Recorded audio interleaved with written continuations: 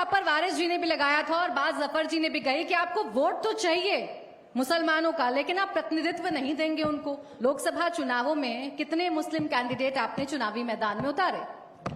ऐसा है, ये मेरे ख्याल से अभी जो चुनाव होने जा रहा है वो खाली मुसलमानों का चुनाव नहीं है। ये चुनाव 100% लोगों का है, न ब्राह्मणों का है न मुसलमानों का है। ये ध्यान में हम लेके ये करना चाहिए। और सारा समाज इकट्ठा रखने का काम यहाँ हिंदुस्तान पाकिस्तान होने के बावजूद भी नेहरू जी ने ये देश एक रखा, पटेल साहब ने एक रखा, मौलाना अबुल कलाम आजाद ने एक रखा। ये ध्यान में रखना चाहिए।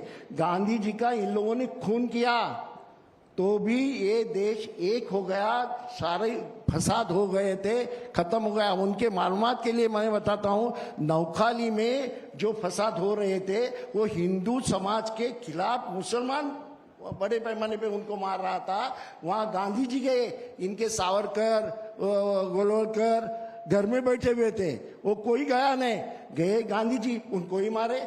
ये मारने की हिंसा, मैं एक आपको बोलता हूं, झूठ बोले कौवा काटे, काले कौवे से डरिए। एक सवाल करूं? ऐसा है दलवी साहब, एक सवाल है। अरे आप मेरे दोस्त हैं, हुसैन जी, आपस की लड़ाई नहीं है, डेमोक्रेसी में एग्रीमेंट होना चाहिए। अच्छा, अभी राहुल गांधी जी और आप मुसलमान के बहुत बड़े हमायत बनते, बराबर है। एक छोटा सवाल। अभी राहुल गांधी जी आए थे महाराष्ट्र के अंदर कोल्हापुर में, कुछ दिन पहले, महीना भर भी नहीं हुआ।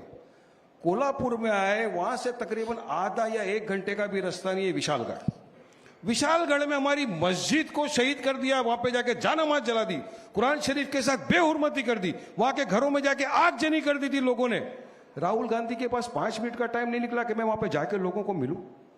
ये मुसलमानों के वोट आपको चाहिए और फिर करना ही है। उनके साथ आपको जाना बोल दिया होता 5 मिनट के लिए वारिस जी, फिर भी उनके साथ आपको जाना है। बोलूंगा तो बोलेंगे टीटी में टीटी। उनके साथ आपको जाना है। इनका कैसा है? अरे जाना है बीजेपी को हराने के लिए। मैडम, ये जो 10 साल से सरदर्द बन के रखा है, इनको हराना है। मुसलमानों के साथ गलत कर देंगे, फेंकना है महाराष्ट्र जिनकी आवाज आप उठाते हैं उनके साथ गलत कर देंगे। आपको पता है पक्षपात करते हैं, फिर भी ये जो नहीं कर सकते वो हम यहाँ जाके करेंगे। ये हरा नहीं सकते बीजेपी को, हम जाके हराएंगे। ये विशालगढ़ नहीं जा सके, हम जाएंगे विशालगढ़। ये जा नहीं सके मुसलमानों के आंसू पोंछने, हम जाएंगे मुसलमानों के आंसू पोंछने, हम जाएंगे हमारी मस्जिदों की हिफाजत करने। बड़ी बड़ी बातें कर रहे हैं आप, लेकिन वारिस पठान जी के सवाल पर खामोश हो जाते हैं, उनके प्रपोजल के बारे में कुछ नहीं बताते हैं। ऐसा है, एक बात ध्यान में रखना, राहुल जी नहीं गए, टाइम नहीं था इसलिए नहीं गए, लेकिन यहाँ जो हिंसा हो रही है उसके खिलाफ राहुल जी हमेशा बोलते हैं। अभी इनका मैं समझ सकता हूँ, वो जो करने वाले हैं ना उनके बारे में नहीं बोलते, जो हो रहा है उसके बारे में आप कुछ नहीं करते, इसके बारे में बोलते। करने वाले के खिलाफ क्यों नहीं बोलते?